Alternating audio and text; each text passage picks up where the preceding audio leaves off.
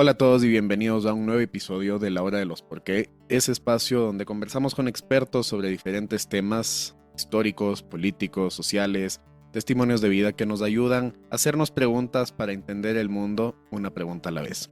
El día de hoy vamos a hablar de un tema con una persona que tiene la autoridad académica y práctica y teórica para hablar de esto y que es un tema que nos impacta a todos, tiene llegada con absolutamente todos nosotros, pero quizás no lo terminamos de entender ni sus problemáticas, ni cómo se puede solucionar, ni qué es lo que pasa actualmente. Entonces, hoy vamos a hablar sobre qué es la justicia, entender si es que es una idea universal, si es una construcción cultural. Y para esto, de verdad que tengo el gusto y el honor de contar con Marcela Estrella como la invitada de este episodio. Marcela es una abogada penalista que ha tenido la oportunidad, debido a sus capacidades, de estar al frente de casos que han sido cruciales para el desarrollo de la justicia en el país y por supuesto ha podido trabajar con los abogados más prolijos, expertos del país. Y eso, por supuesto, ha ayudado en su formación, sin desacreditar lo que ella ha logrado por cuenta propia, que es ya de por sí completamente admirable. Entonces, para mí, de verdad, Marcela, te quiero dar la bienvenida y agradecer por aceptar esta invitación para hablar de este tema tan importante. Muchísimas gracias, Emilio, y suena como súper pretenciosa tu introducción. Qué generoso eres. Creo que es bastante divertido esto de ser abogada penalista y hago énfasis en penalista. Me la paso bastante bien aprendiendo todos los días desde diferentes aristas, porque siempre me parece muy interesante esta perspectiva que tú planteas, ¿no? Como el enfoque histórico, político, social, cultural y vemos que esta construcción del concepto quizá mismo de justicia o de derecho es mucho más compleja que una simple reunión que yo no pretendo tampoco aquí venir a hacerme la experta ni la erudita ni a inventarme datos que eventualmente ya son de conocimiento público. Tú sabes que una de las razones por las que yo quise hacer este episodio fue porque, para los que no sepan, todos los años la Universidad de Vanderbilt saca el Latino Barómetro con estadísticas hechas a partir de estudios académicos de cada país de Latinoamérica. El Latinobarómetro el año pasado, en el 2023, lanzó datos muy preocupantes sobre el sistema de justicia en el Ecuador. Según el Latinobarómetro, apenas el 21% de los ecuatorianos confía en el sistema de justicia ecuatoriano. O sea, uno de cada cinco cree en el sistema de justicia. Y es verdad que en general no hay confianza en los sistemas de justicia latinoamericanos porque el promedio de la región es apenas del 36%, pero estamos hablando de una diferencia importante, el 36% versus el 21% en Ecuador. Y más preocupante que eso fue que el 32% de los ecuatorianos, es decir, uno de cada tres ecuatorianos, justifica el pago de sobornos. Y hay un solo país en toda la región de Latinoamérica y el Caribe que nos supera, que es Jamaica. Nosotros somos el segundo país de toda Latinoamérica y el Caribe que más justifica los sobornos. Y esto me planteó a mí la pregunta de si es que es posible realmente hablar de justicia en una sociedad que tolera y hasta cierto punto justifica la corrupción. Pero para empezar, yo quisiera preguntarte, Marcela, si tú tuvieras que explicarle a un niño qué es la justicia, ¿qué le dirías? Pienso que hay construcciones y nociones del concepto de justicia en nuestras prácticas diarias de vida. Entonces, si es que tú a un niño pequeño, no sé, le das parámetros para que entienda que lo justo eventualmente va a ser una consecuencia de, es decir, si es que tú haces algo que eventualmente va en contra de cualquier precepto, a un niño no le puedes decir una norma o una ley, pero digamos que yo le prohíbo eventualmente ver televisión si no ha terminado sus deberes. Y si es que el niño no me obedece, yo sí sería partidaria de eventualmente prohibirle durante una semana quizá la televisión en determinado horario. Porque me desobedeciste y esa es la consecuencia. Me parece justo que si no obedeces una norma, pues tengas que responsabilizarte por tu acto y esto eventualmente te hace recapacitar. No te gustó estar una semana sin televisión, ¿verdad, niño? Ok, entonces no lo vuelvas a hacer.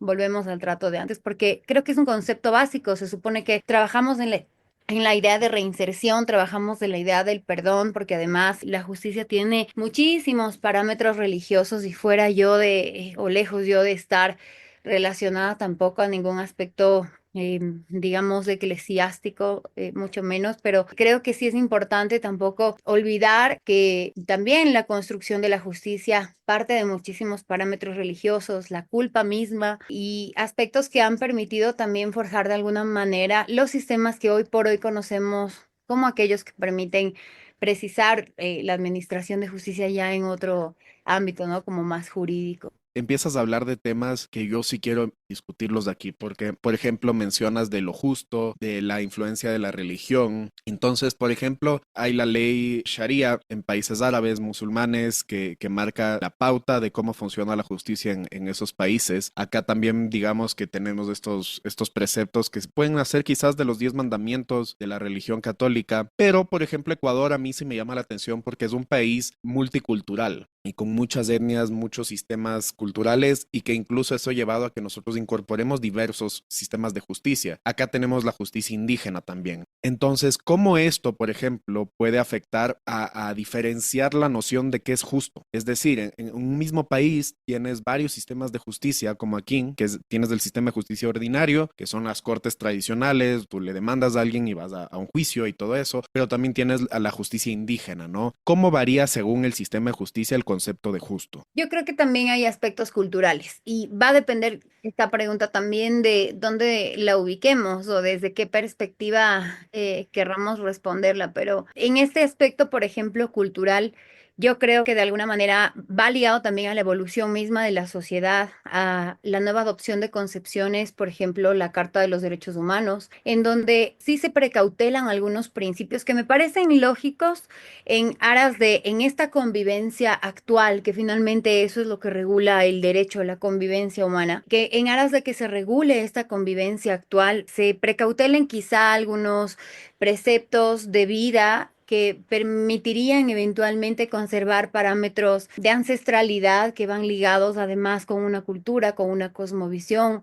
con aspectos culturales, religiosos, porque sabemos que para este tipo de comunidades la ideología religiosa natural, etcétera, el derecho natural es como muy puro, entonces pienso que violar agresivamente esto nos haría retrotraernos quizá a hechos que han sido ampliamente cuestionados, me refiero a una colonización, por ejemplo, que no necesariamente permitiría marcar buenos aspectos de evolución o dejar sentados buenos parámetros para que la sociedad misma de esa cultura pueda desarrollarse. Entonces, sí creo que la evolución de algunos conceptos incide en este ámbito cultural de la concepción misma de justicia. Por eso es que efectivamente una constitución como la nuestra, que además se decía y se vendía en su momento como una de las constituciones o una de las mejores constituciones del mundo, precisamente por reconocer algunos parámetros que yo creo que sí es real, más allá de que el papel realmente y ciertamente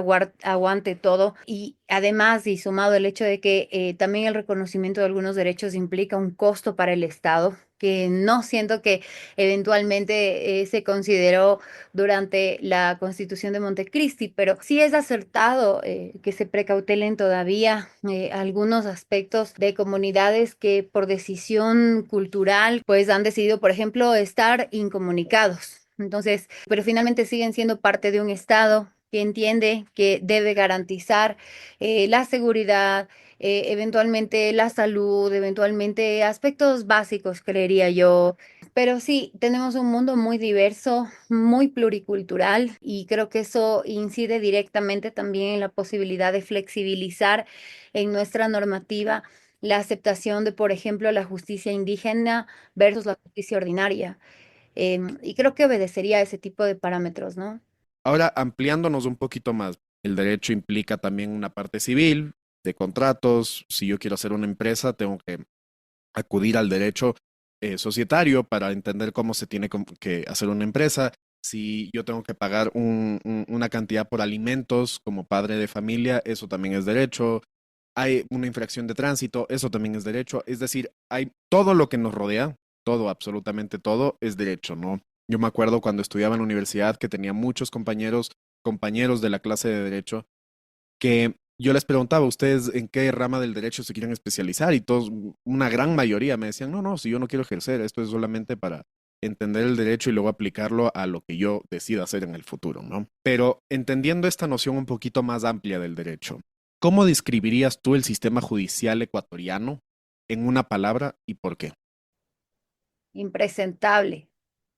yo puedo opinar desde mi experiencia. Soy penalista, me dedico a derecho penal exclusivamente y siento que voy a quedar como una pretenciosa torpe si me pongo a hablar de otras ramas del derecho, porque no tengo idea, no sé cómo es el proceso, pero por lo que comentan varios de mis colegas que sí ejercen en otros ámbitos de derecho, creo que no estamos demasiado distantes de los mismos patrones de ineficacia, de retraso injustificado en la administración de justicia, de inconformidad de los servidores públicos que están, digamos, a cargo de este sector.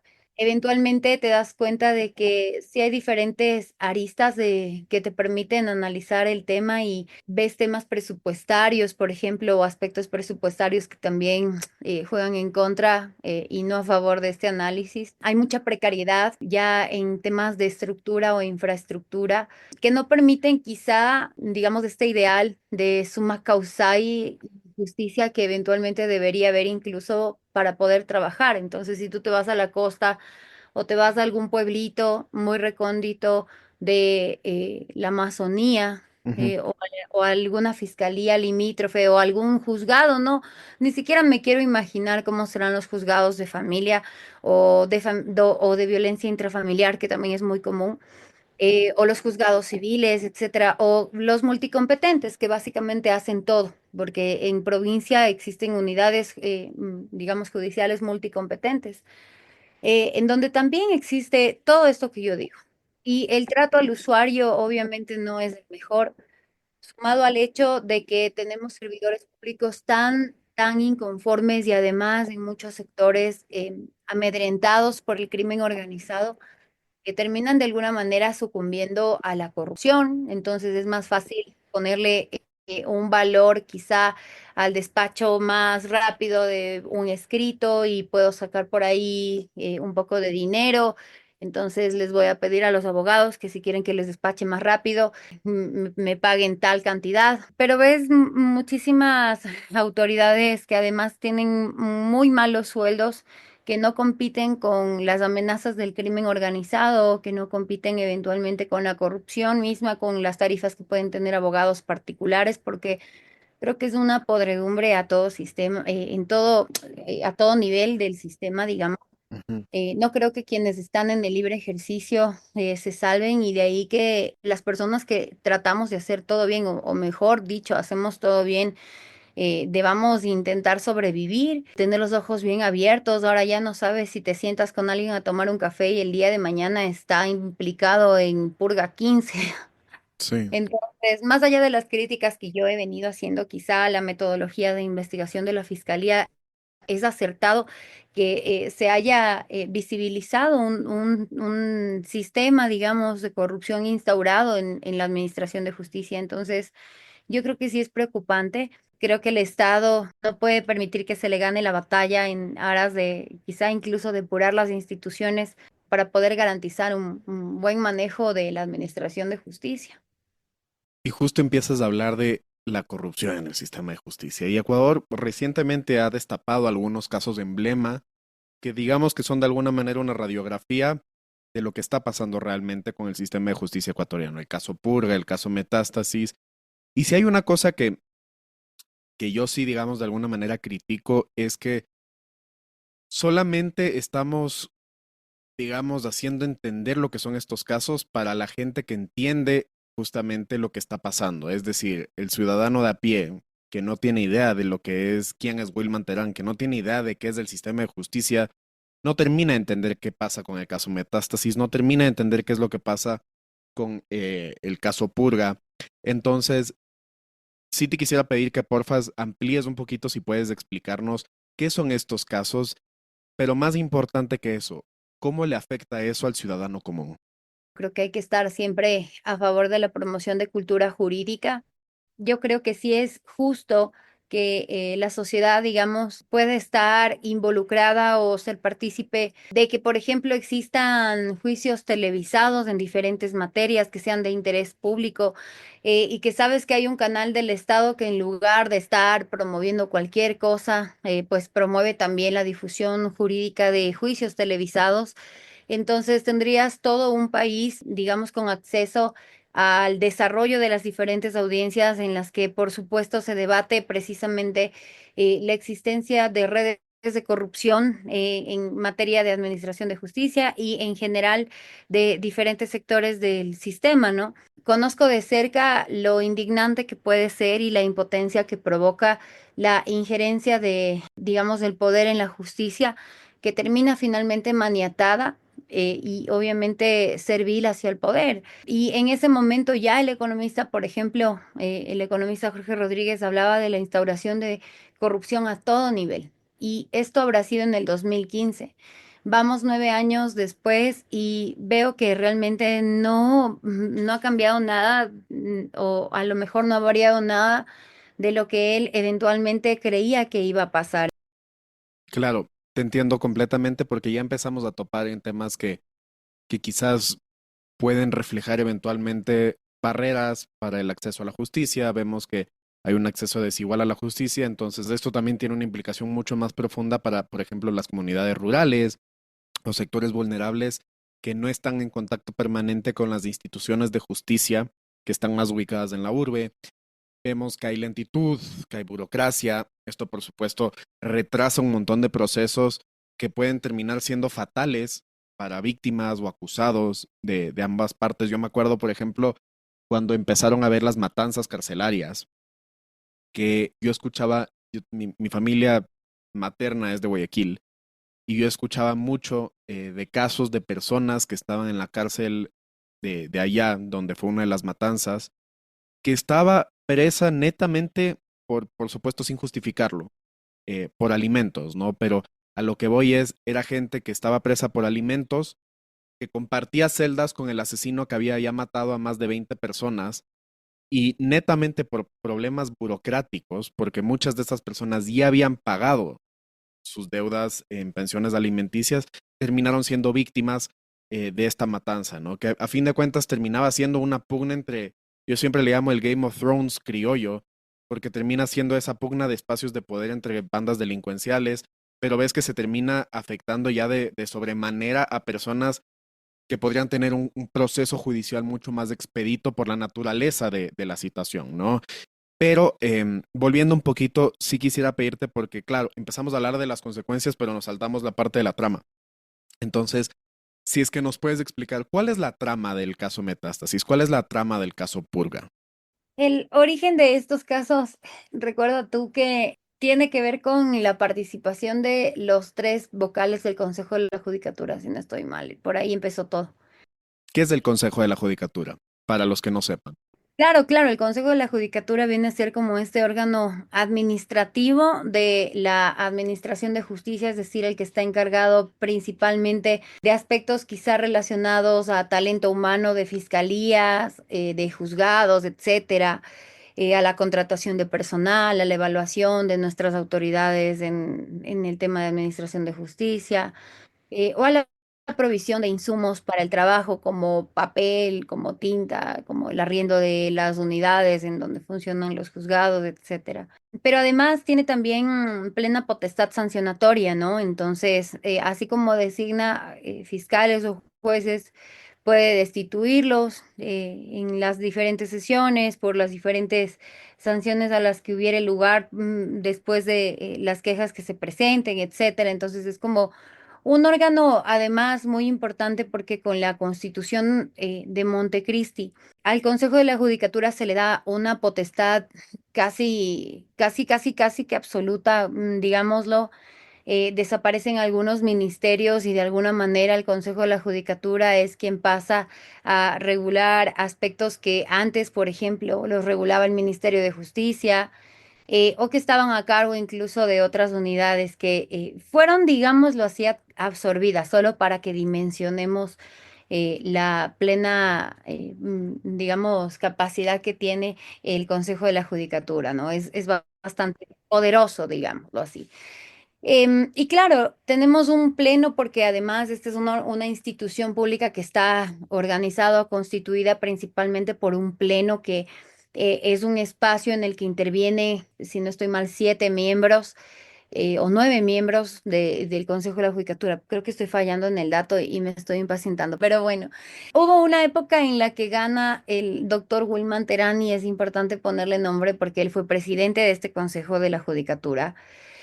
Y durante su gestión, digamos que se le dio muchísima prioridad o muchísima importancia a lo que se conoce como la escuela judicial, la escuela de la función judicial. Esta escuela está encargada de tener, digamos, acercamiento con los diferentes jueces o fiscales, etcétera, para, en términos académicos y de capacitación, poder gestionar la logística necesaria para que se den precisamente seminarios o diplomados o cosas por el estilo. Pero resulta que para estas personas resultó ambicioso este espacio. Y resulta que empezaron a poner a personas estratégicas en unidades estratégicas que les permitió negociar indistintamente diferentes tipos de situaciones, desde sumarios, desde tráficos de influencia, injerencia en la administración de justicia. Es decir, ellos se vendían de lo que se conoce, vendían la idea de que tenían tanto poder y tanta injerencia que podían llamarte a ti, juez Emilio Flor, y decirte que si sigues llevando a cabo el proceso contra la Virgen del Panecillo, entonces te vas a quedar sin trabajo, te vamos a abrir un sumario y nunca más vas a poder ser juez. Aparte, te vamos a abrir un proceso disciplinario y vamos a empezar a perseguirte y se vuelve bastante engorroso, digamos, en esa dinámica. Digamos, lo que ellos hicieron. Pero además, no solo eso, sino que como Wilman Terán tenía como un grupo cercano de personas, empezaron a operar distintamente para captar casos bastante sensibles, diría yo, porque no deja de parecerme sensible todo lo que esté asociado a narcotráfico, no solo por la complejidad del patrocinio, sino por todo, pues, o sea, creo que hablar en términos de patrocinar a la mafia amerita muchísima frialdad mental, pero además, digamos, estar consciente de a lo que te metes, ¿no?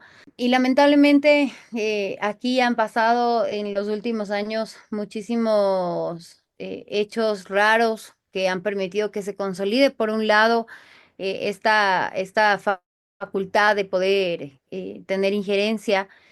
Han habido quiebres a la par, digo, de algunos grupos y organizaciones delincuenciales, para las cuales también jugó a favor, digamos, el presidente del Consejo de la Judicatura. Entonces, vemos cómo hay una relación eventualmente entre el crimen organizado y el Consejo de la Judicatura, que se prestaba para favorecer la impunidad de algunos procesos que estaban en investigación o que estaban ya judicializándose. Entonces, salta primero esta red de metástasis en donde vemos una podredumbre a todo nivel, todo un sistema que se presta para jugar a favor del narcotráfico y todos estábamos como súper expectantes porque además la realidad del proceso penal es que es limitado, ¿no? Me refiero a que no puede estar abierto durante 20 años, sino que el proceso que inicia a investigarse está sometido a un plazo que se adapta además a la estructura del proceso. Tienes una investigación previa, la instrucción fiscal, la intermedia, el juicio y las etapas de impugnación. Entonces, es como un proceso que tiene un inicio y va a tener indiscutiblemente un fin y tiene sus etapas, ¿no? Y claro, en estas etapas, lamentablemente yo siento que, o bueno, vamos, antes de lamentarme, durante la etapa de investigación siguieron saliendo más datos que aperturaban eventualmente otros escenarios en esta misma trama de corrupción con otros partícipes. Entonces, empezó a nacer purga. Ahí es donde vemos que, ¿y por qué mencionaba yo la Escuela de Función Judicial? Porque creo que fue la sede quizá de la sede de donde se planificó prácticamente todo lo que querían este grupo de personas, digamos, dominar o tener bajo control, ¿no? Entonces, se identificaron procesos, se identificaban personas, se traficó nuevamente influencias, se hicieron pagos cuantiosos. Sí, sí da algunas aristas que yo creo la fiscalía tenía la obligación de seguir investigando y no por el hecho de abrir más casos con nombres llamativos, metástasis, purga. independencia.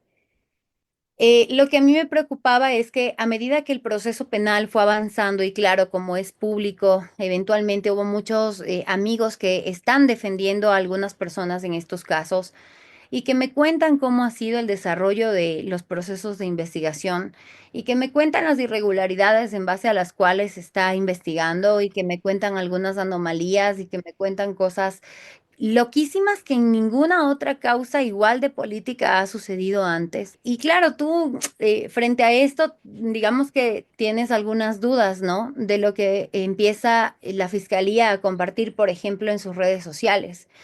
Y de tal manera que Metástasis es un triunfo investigativo y tienes 50 elementos de convicción porque la fiscalía investigó tanto que tiene 80 cajas llenas de documentos y todo te involucra y todo nos va a permitir sentenciar.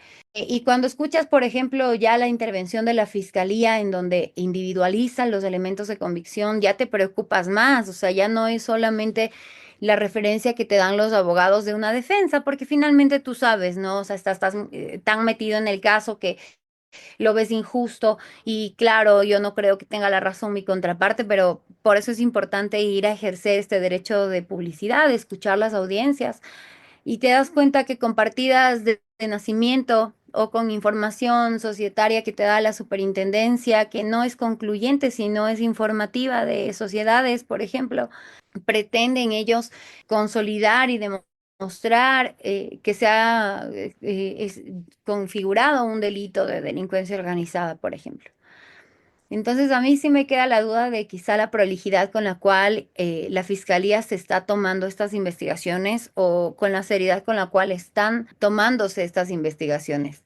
Llegas a la etapa intermedia en donde ya se hace esta individualización de elementos y dices, no, no puede ser. Y ahí ves otro escenario, la participación de los jueces que últimamente han sucumbido ante una fiscalía también caprichosa y arbitraria, creo yo. O sea, si tú, y esto te digo porque estoy en un medio en el que ya a veces es preocupante, no sabes, bueno, no para quienes estamos tranquilos, pero me refiero, no sabes si es que eventualmente alguien tiene que dormir vestido porque a las 3 de la mañana te allanan únicamente por meterte presión y no necesariamente porque haya un caso. Y resulta que el allanado es nada más y nada menos que una de las juezas de la Corte Nacional y no hay caso. Entonces, realmente no me gusta cómo se está actuando. Siento que para poder distraer la atención de la forma negligente con la que se han investigado estos casos y que no permitirían eventualmente sostener sus teorías al 100%, dejando en impunidad a algunos partícipes, digamos, les hace actuar, ¿no? Entonces, intimidan jueces que finalmente terminan dándoles la razón sin un mínimo de criterio, sin un mínimo de sana crítica.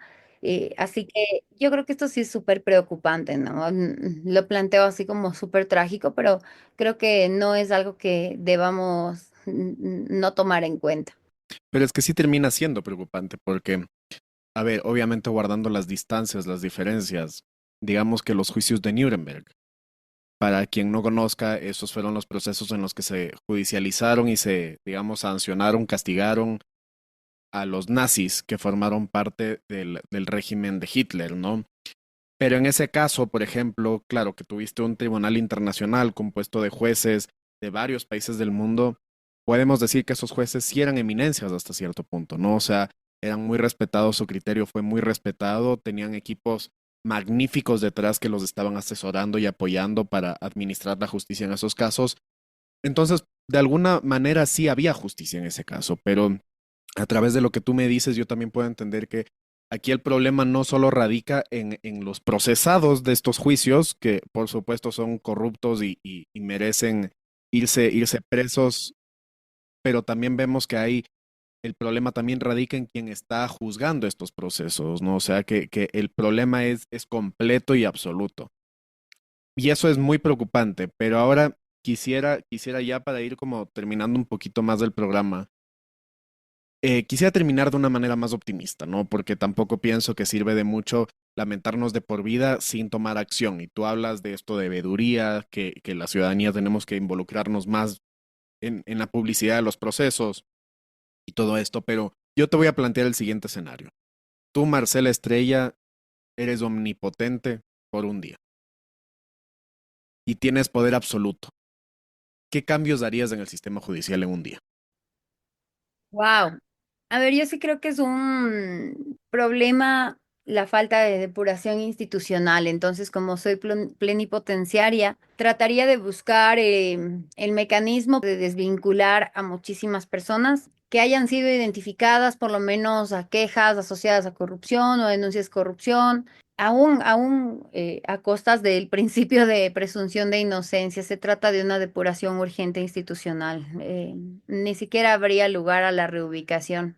Creo que sí iniciaría de una vez por todas todos los concursos que están pendientes de designación de autoridades. Creo que instauraría procesos de evaluación de autoridades urgentemente, periódicos además, porque en un día necesito dejar ya un calendario por lo menos de un año para que sepan cómo hacerlo el resto de los 4 años. Ya. Me gustaría igual buscar la manera de firmar convenios marco con mm, instituciones internacionales que permitan el financiamiento de insumos para unidades en las que realmente la precariedad es urgente, incluso embajadas, o trataría de apoyarme de algún programa que me permita darles una dotación permanente de algunos insumos a algunos servidores públicos. Instauraría procesos de evaluación psicológica de los servidores públicos para garantizar su salud mental. Trataría de plantear algún tipo de proyecto en el que se analice también el tema de sueldos, si necesitamos pagar mejor a nuestros servidores. Ya en temas carcelarios, igual instauraría algún programa que me permita manejar guías sin rostro, que me permita aumentarles el sueldo, ya siendo muy positivos, ¿no? Ya soy omnipotenciaria, ¿qué más hipotético que esto? Pero sabes que es hipotético, pero hasta cierto punto sí terminas aterrizando en propuestas que sí se han hecho, ¿no? Y ahí es donde yo te quiero preguntar, por ejemplo, por supuesto, como el tema de la corrupción en el sistema judicial se ha vuelto tan latente en la sociedad de hoy en día, ha llegado al punto, y por supuesto vinculándolo también al narcotráfico, ha llegado al punto en el que los candidatos políticos de hoy en día que se postulan para ser presidente de la República o para asambleístas, todos de alguna manera terminan refiriéndose a reformas del sistema judicial para impulsar este tipo de prácticas. Y muchos proponen una reforma sobre la cual yo te quiero pedir tu opinión. Muchos hablan de jueces sin rostro o incluso jueces que ejerzan su función desde fuera del Ecuador, en alguna embajada del Ecuador, sea en Estados Unidos, en Colombia, en cualquier cosa.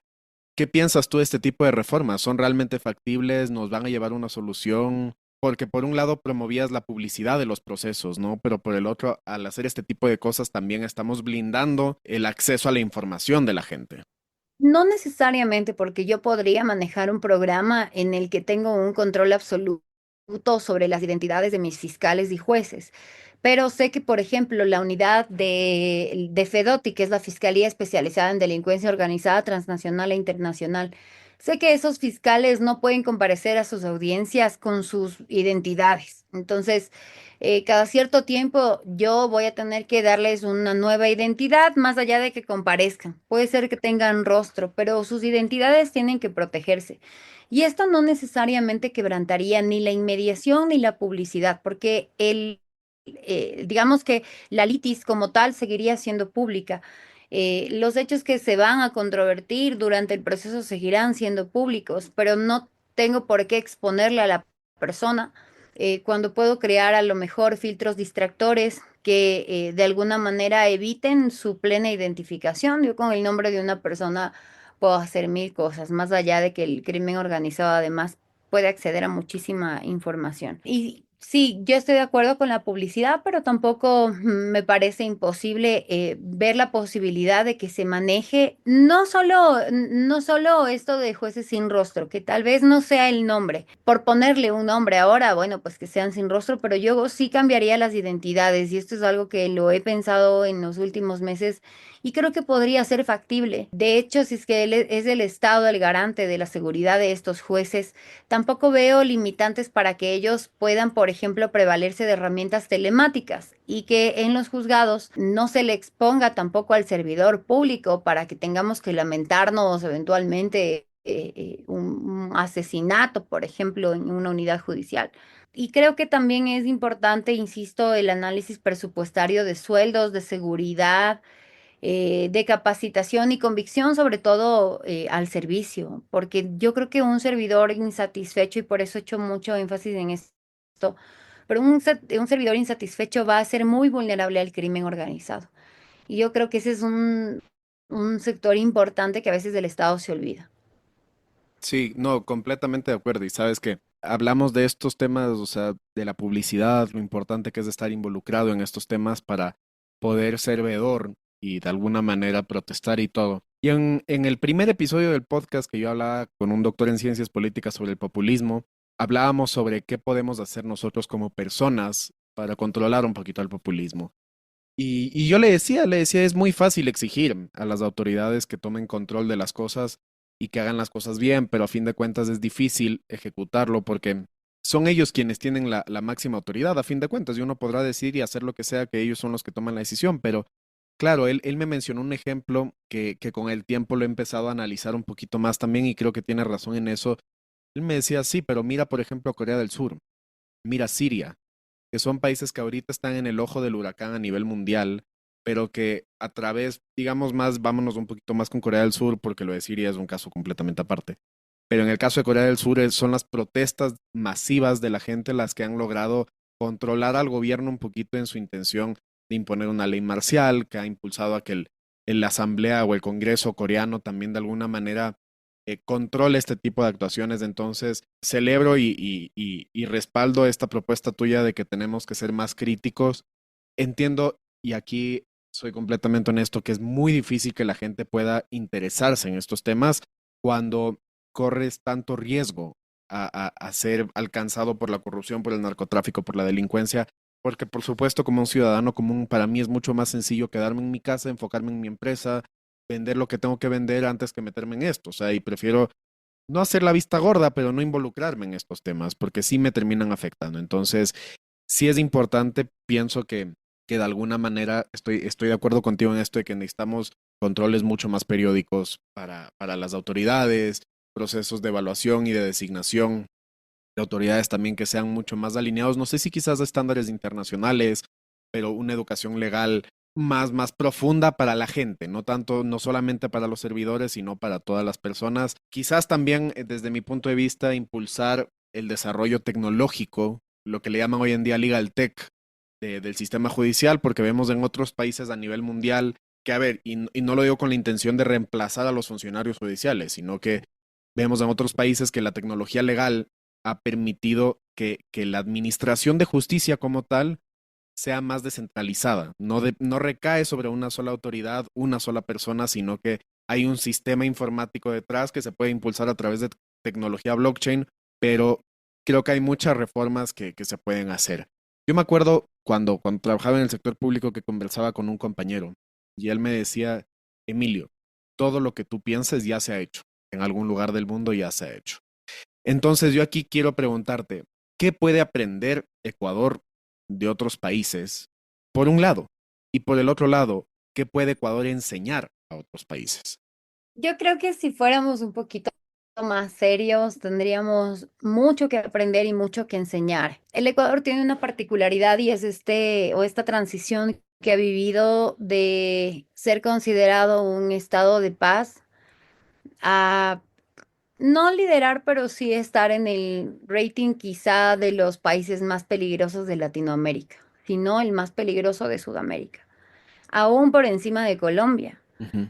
Y claro, creo que eso nos hace analizar quizá cuál fue el quiebre o nos obligaría a analizar cuál fue el quiebre, en qué momento al Estado se le salió de las manos, digamos, quizá el control fronterizo o eventualmente el descuido de ciertos sectores sociales, o sí, quizá hacía falta endurecimientos de pena, es decir, nos puso de cara esta realidad a un análisis muy crudo en el que obviamente incluso se habla de un Estado fallido, ¿no? Hoy el Ecuador es un narcoestado, es un Estado fallido, es un Estado financiado en muchos sectores por el narcotráfico, etcétera. Y esto en un margen de tiempo récord.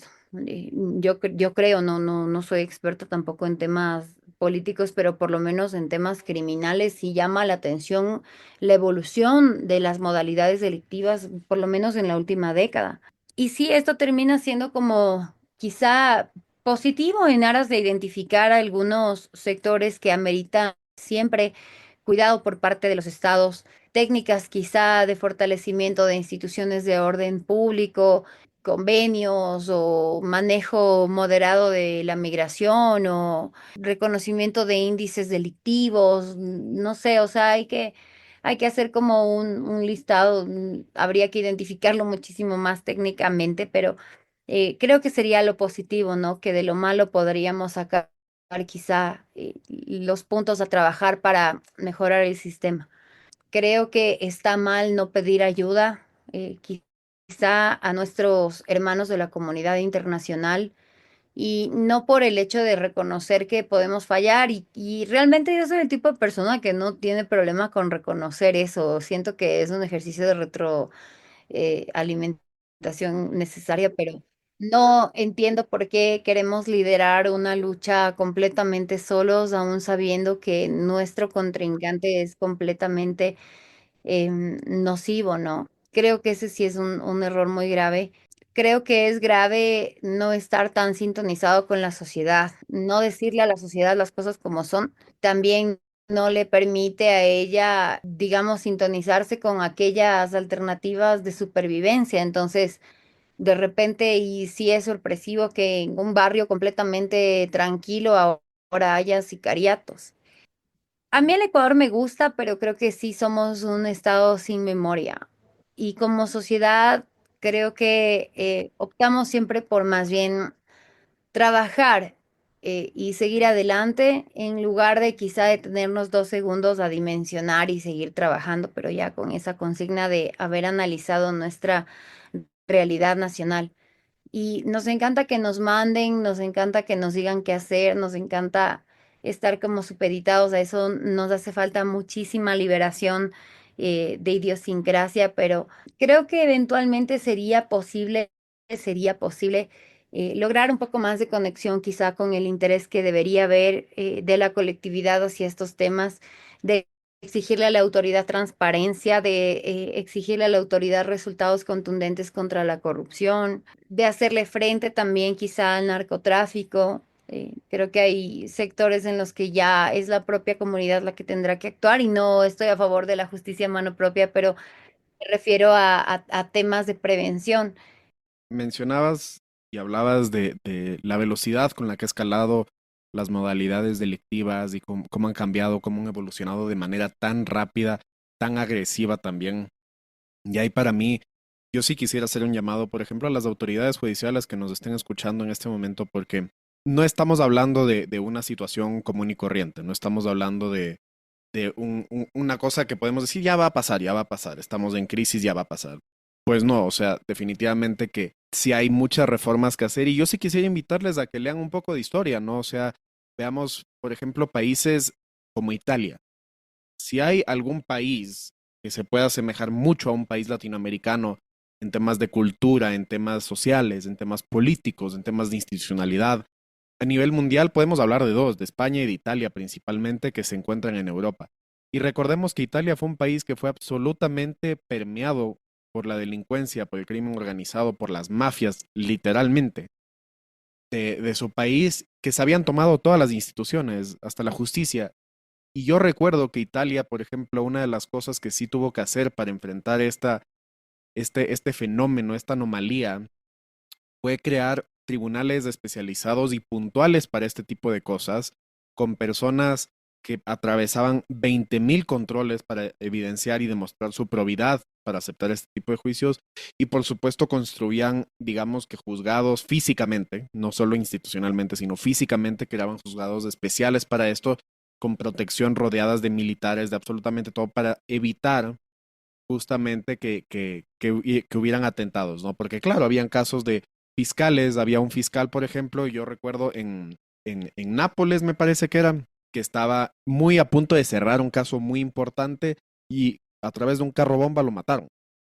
Y empezamos a ver muchos de esos casos, pero lograron implementar reformas tan sustanciales, tan importantes, que incluso fue a través de los juzgados, que en Italia por lo menos, porque en Estados Unidos por supuesto la mafia y el proceso judicial de la mafia ya tuvo otra manera que es igual de fascinante y que les invito igual a leer, pero en Italia por lo menos fue a través de estas reformas tan estructurales que tuvieron, que pudieron dar con este principio que se maneja en la mafia del omertà, ¿no? O sea, el yo me quedo callado, nunca voy a traicionar a mi familia de la mafia. Y fue a través de estas reformas que lograron tumbarse a los principales artífices de la mafia italiana. Y hay el video en YouTube de este juicio que les invito a mirar, porque, claro, es en una sala donde quizás tienes celdas que es en forma de un panóptico, pero en un solo lugar, ¿no? O sea, entonces tienes un tribunal y todos los procesados están alrededor en celdas encerrados. Son más de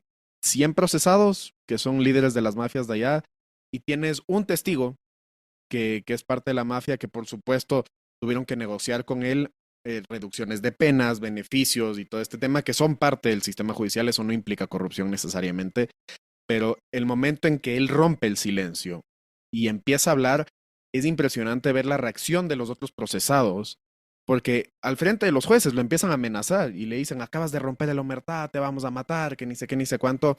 Pero a lo que yo quiero llegar con esto para volver a conectar es que si Italia pudo implementar este tipo de reformas tan estructurales, pienso que Ecuador también puede hacerlo. O sea, si los países que han atravesado este tipo de situaciones antes han podido salir de alguna manera, Ecuador también puede hacerlo. Y ahí me apoyo en lo que tú decías.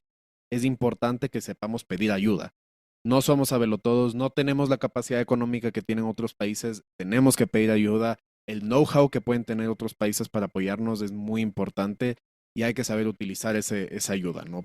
Y para cerrar, Marcela, quiero, quiero pedirte que nos dejes con un mensaje inspirador. Hemos hablado de problemas muy fuertes, pero sí quisiera pedirte, por ejemplo, que le des un consejo directo a personas que están buscando justicia en sus vidas, sea una justicia personal o una justicia legal. ¿Qué les puedes decir a esas personas? Qué responsabilidad tan grande la que me das, Emilio. Porque además, no sé si eventualmente yo sea una voz autorizada como para dar un consejo de esta naturaleza, ¿no? Tal vez puedo decirles algo que a mí me dijeron en su momento cuando yo empezaba a litigar ya casi 10 años atrás. Y eso ameritó, digamos, un ejercicio de introspección permanente en la que yo trato de estar muy atenta, muy apegada siempre a mis principios, muy apegada a mi ética y convicciones y, por supuesto, inquebrantable hacia cualquier escenario que no vaya acorde a eso y es el hecho de poder estar siempre del lado correcto de la historia. Algo tan simple como eso. Creo que implica de alguna manera entender, familiarizarnos con diferentes eventos que ya la humanidad ha vivido anteriormente y que los ha rechazado además en su momento para evitarlos, para procurar no repetirlos hoy por hoy, eventualmente identificar patrones de conducta en personas que podrían comprometer nuestros principios, eventualmente identificar escenarios con los que preferimos no relacionarnos y eso ya será un ejercicio muy personal. Saber con quién tomarte la fotografía, saber con quién definitivamente nunca comulgar y cuándo, por supuesto, estar dispuesto a dar cara por una lucha justa. O sea, creo que ese sería mi consejo. Marcela, te quiero agradecer muchísimo por haber aceptado esta invitación. De verdad que hemos podido conversar de los problemas más profundos que tiene la justicia en el Ecuador y que nos afectan a todos, terminan afectándonos a todos, que tenemos que estar conscientes de eso, tenemos que hacer seguimiento de las cosas que pasan en el país. Es importante estar conectados porque el día de mañana, si tú no estás conectado y a ti te multan por una infracción de tránsito, tú tienes que entender el tipo de sistema de justicia al cual te estás enfrentando y quién va a resolver sobre esa infracción tuya. Marcela, nuevamente te quiero agradecer muchísimo. A todos los que nos escucharon en el programa de hoy también un agradecimiento infinito. Este fue un programa muy intenso, quizás un poquito diferente a los que hemos tenido estas últimas semanas, así que nada, agradecerles a ustedes también. Y nada, seguimos viéndonos para los próximos programas, quédense atentos. El próximo programa va a ser muy interesante porque vamos a cambiar de tema, vamos a hablar de música. Así que quédense vinculados y sintonizados. Marcela, mil gracias. Gracias, Emilio, qué gusto siempre conversar contigo. Te mando un abrazo. Ya nos vemos a todos, un fuerte abrazo.